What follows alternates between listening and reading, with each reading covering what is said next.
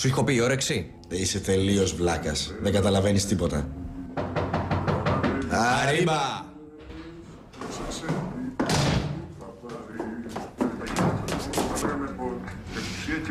Γεια σας, ηλίθιες φρουτιέρες. Είναι εδώ η Άννα.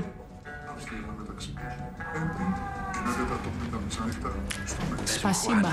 Πες μου ότι με αγαπάς. Δηλαδή, εγώ τώρα που θα το παίξω έγκυος με το παιδί του Ηρακλή. Είναι παιδί μου από τη μέση. Και που έμεινες έγκυος από τον πατέρα μου. Δεν ανάγκη να το παίξεις κάτι. Μπορείς απλά να πεις την αλήθεια. Ενώ εν τω μεταξύ και δαίμονες, κάντε του μπεκί. Αυτό σαν του πω. Ότι το παιδί δεν είναι δικό του. Και αυτή θα είναι και η τέλεια δικαιολογία για να το χωρίσω κιόλας. Άθεμα, θα βγάλετε το σκασμό. Αυτό θα κάνω. Παράνομο εργαστή μου. Πες μου ότι με αγαπάς και εγώ σε συγχωρώ. Τι κάνεις!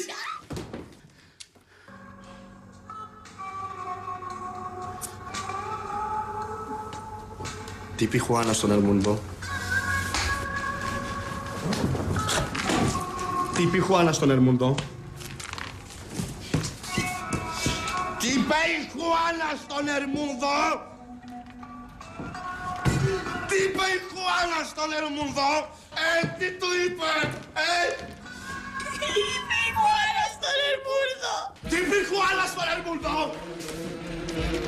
Τι είπε η Χουάνα στον Ερμούντο? Κάλ' το σκασμό, ηλίθιε! Τι είπε η Χουάνα στον Ερμούντο? Τι είπε η Χουάνα στον Ερμούντο? Τι είπε η Χουάνα στον Ερμούντο? Τι είπε η Χουάνα στον Ερμούντο?